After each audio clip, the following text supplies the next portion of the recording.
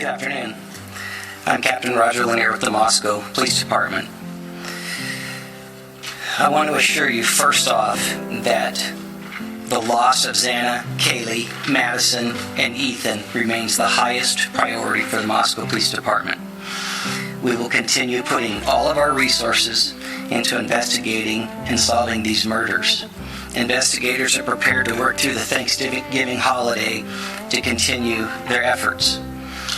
I also want to express our sincere appreciation to the Idaho State Police, the FBI, the University of Idaho, and the Lake Tahoe County Sheriff's Office for their assistance. And I especially want to thank the community of Moscow for their outpouring of support through this incredibly difficult time. Today I'm going to recap in brief what we know. I'm going to provide some new information, and I'm going to address some rumors.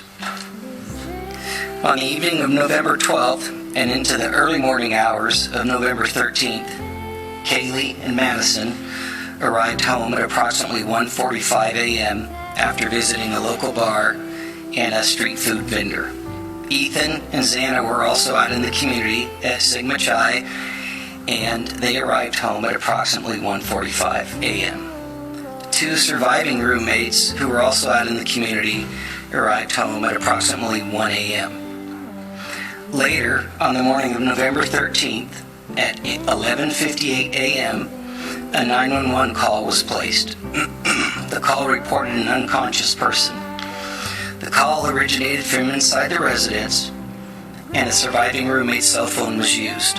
During that call, the dispatcher spoke to multiple people who were on scene. Moscow police officers responded and found two victims, two on the second floor and two on the third floor of 1122 King Road. The results of autopsies indicated that the four were stabbed multiple times and were likely asleep during the attack. Some had defensive wounds, and there was no sign of sexual assault. We do not believe the following individuals were involved: the two surviving roommates, the male seen in a grub truck video circulating on the internet, a private party who drove Kaylee and Madison home, any of the individuals who spoke to the dispatcher on the 911 call.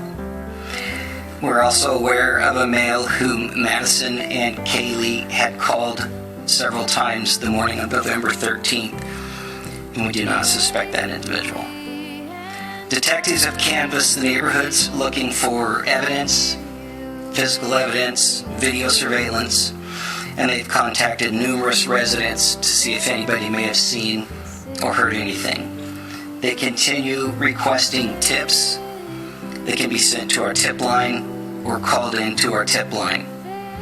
The specific areas that we're interested in are detailed on maps on our city website and our Facebook page, but as stated earlier, generally south of Taylor Avenue to Palouse River Drive, and the area west of US 95 over to the Arboretum.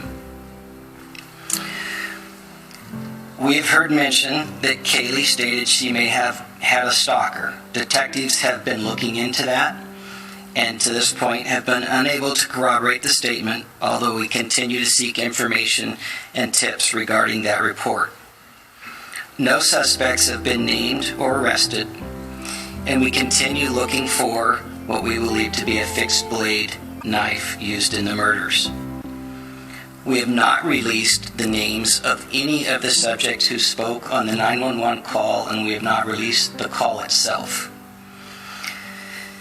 Any online reports of the victims being tied and gagged are not accurate.